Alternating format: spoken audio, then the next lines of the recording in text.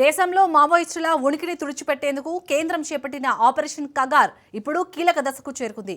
మార్చి 31వ తేదీతో గడువు ముగిసినప్పటికీ మావోయిస్టులు ఇంకా లొంగకపోవడంతో ఈ ఆపరేషన్ ముగిసినట్లా లేక కొనసాగుతుందా అనే ఉత్కంఠ నెలకొంది. కేంద్ర హోంమంత్రి అమిత్ షా ప్రకటించిన మావోయిస్టు రహిత భారత్ లక్ష్యానికి అనుగుణంగా కేంద్రం తాజాగా కొన్ని కీలక నిర్ణయాలు తీసుకుంది.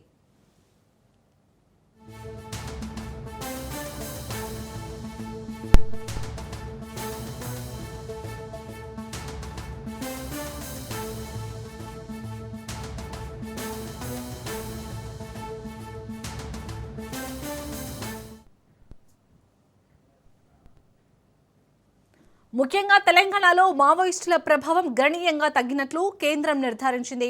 ములుగు, ఆసిఫాబాద్, భద్రాద్రి కొత్తగూడెం జిల్లాలను మావోయిస్టు ప్రభావిత జిల్లాల జాబితా నుంచి తొలగించింది. అయితే భద్రాద్రి కొత్తగూడెం జిల్లాను మాత్రం లెగసీ అండ్ ట్రస్ట్ కేటగిరీలో కొనసాగిస్తోంది. అంటే ఇక్కడ గాలింపు చర్యలు, అభివృద్ధి పనులు నిరంతరం కొనసాగుతాయి. ములుగు, ఆసిఫాబాద్ జిల్లాలను మాత్రం పూర్తి స్థాయిలో జాబితా నుంచి మినహాయించారు.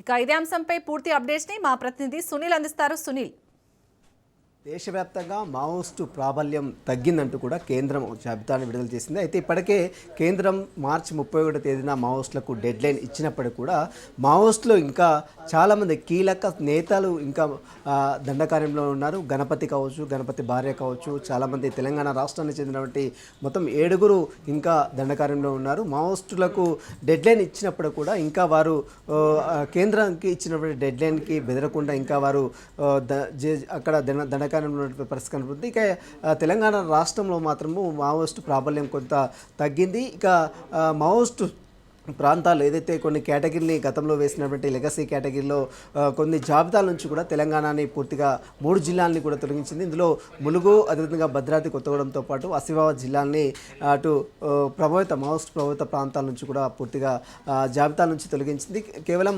భద్రాద్రి కొత్తగూడెం మాత్రము లెగసీ ట్రస్ట్ కేటగిరీలో మాత్రం ఉంచిందంటే ఇంకా అక్కడ మావోయిస్టు ప్రాబల్యం కొంత ఉందని నేపథ్యంలో లెగసీ కేటగిరీలో ఉంచింది. దీంతోపాటు అల్లూరి సీతారాం జిల్లా, ఆంధ్రప్రదేశ్తో ఉన్నటువంటి అల్లూరి సీతారాం జిల్లాలో కూడా లెగసీ ట్రస్ట్ కేటగిరీలో ఉంచింది.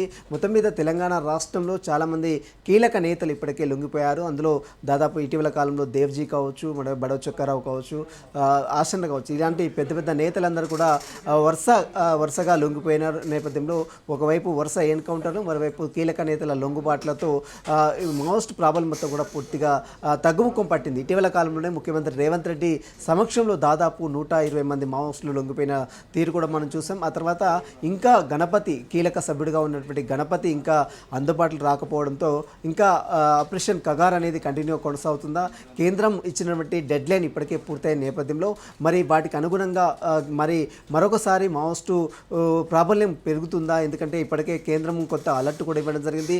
లెగసీ ట్రస్ట్ కేటగిరీలో ఉన్నటువంటి కొన్ని ప్రాంతాలు ఏదైతే ఉన్నాయో పోలీసులందరూ కూడా అప్రమత్తంగా ఉండాలి. అక్కడ ఇంటెలిజెన్స్ సమాచారం ఎప్పటికప్పుడు కూడా సమాచారం అందించాలంటూ కూడా కేంద్రం ఇప్పటికే రాష్ట్రాలకు సూచించిన పరిస్థితి కనపడుతుంది. చాలా రాష్ట్రాలు చాలామంది ఇంకా దండకార్యంలోనే ఉన్నారు. చాలామంది ఇంకా పరిసర ప్రాంతాలు అంటే ఒక ప్రాంతం నుంచి ఇంకో ప్రాంతానికి వెళ్ళిపోయినటువంటి నేపథ్యంలో మళ్ళీ మావోయిస్టు ప్రాబల్యం పెరిగే అవకాశం ఉందంటూ కూడా కేంద్రం అన్ని రాష్ట్రాలకు ఒక హెచ్చరిక కూడా జారీ చేసింది. ఇంకా ఆపరేషన్ కగార్ మరి కంటిన్యూగా కొనసాగిస్తారు. ఎందుకంటే చాలా డెడ్ లైన్ ఇప్పటికీ విధించినప్పుడు కూడా ఇంకా మావోయిస్టులు మాత్రం ఆ డెడ్ లైన్కి లొంగలేదు.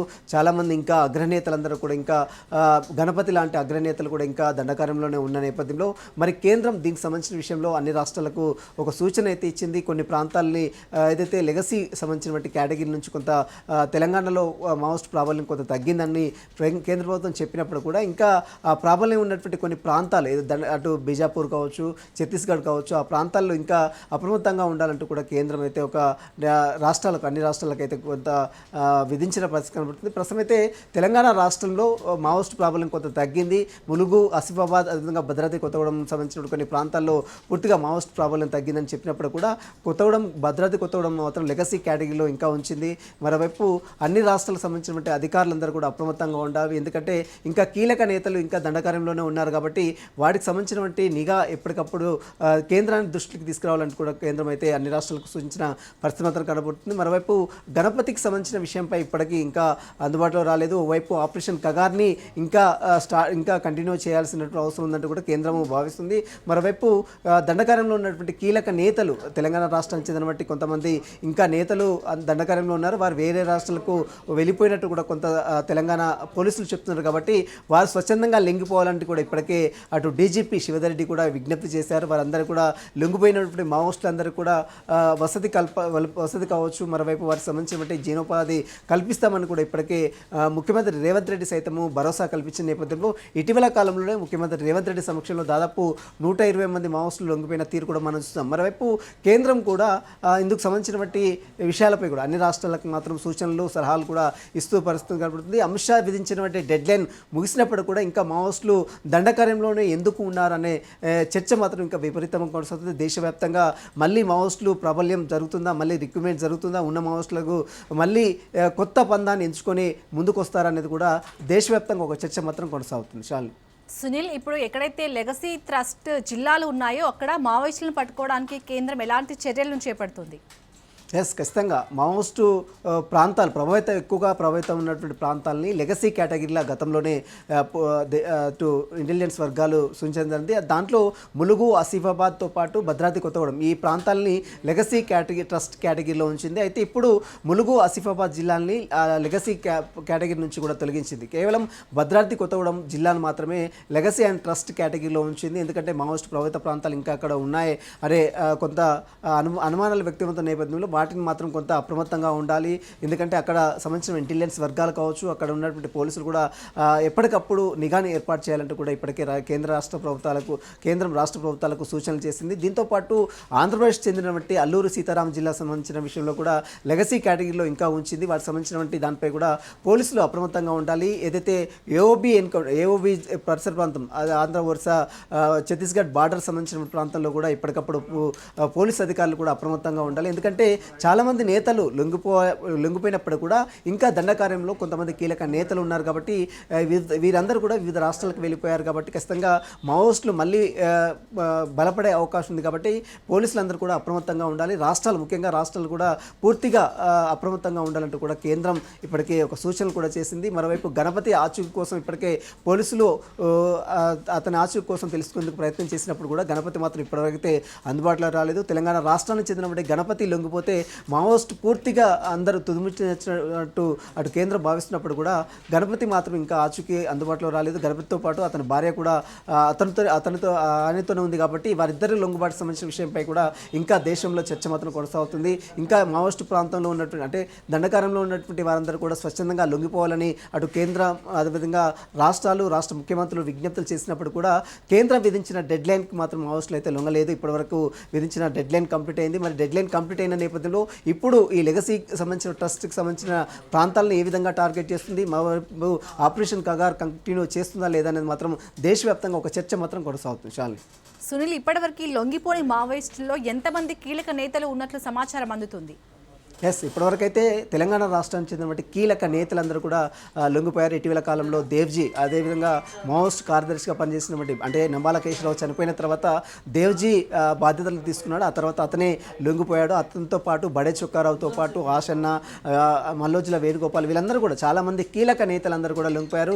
ఇటీవల కాలంలో తెలంగాణ ముఖ్యమంత్రి రేవంత్ రెడ్డి సమక్షంలో దాదాపు 120 మంది మావోయిస్టులు కూడా లొంగిపోయారు. వారందరూ కూడా మీడియా సమావేశం ద్వారా ఆయుధాలతో పాటు వారికి సంబంధించినటువంటి ఆయుధాలతో పాటు వారందరూ కూడా లొంగిపోయిన దృశ్యాలు మనం చూసాం. ఆ తర్వాత ఇప్పుడు మళ్ళీ కేంద్రం విధించిన డెడ్ లైన్ మార్చి 31 తేదీన కేంద్రం డెడ్ లైన్ విధించింది. అందరూ స్వచ్ఛందంగా వచ్చి లొంగిపోవాలి, జనజీవన స్రవంతిలో కలవాలని అటు కేంద్ర ప్రభుత్వం ఒక డెడ్ లైన్ అటు అమిత్ షా ప్రకటించినప్పుడు కూడా ఇంకా కీలక నేతలు గణపతి లాంటి కీలక నేతలు కూడా ఇంకా దండకారంలోనే ఉన్నారు. వారి ఆచూకీ మాత్రం ఇంకా లభించలేదు. మరి వారి ఆచూకీ కోసం మాత్రం పోలీసు అయితే ముమ్మరంగా గాలింపు చర్యలు చేపడుతున్నారు.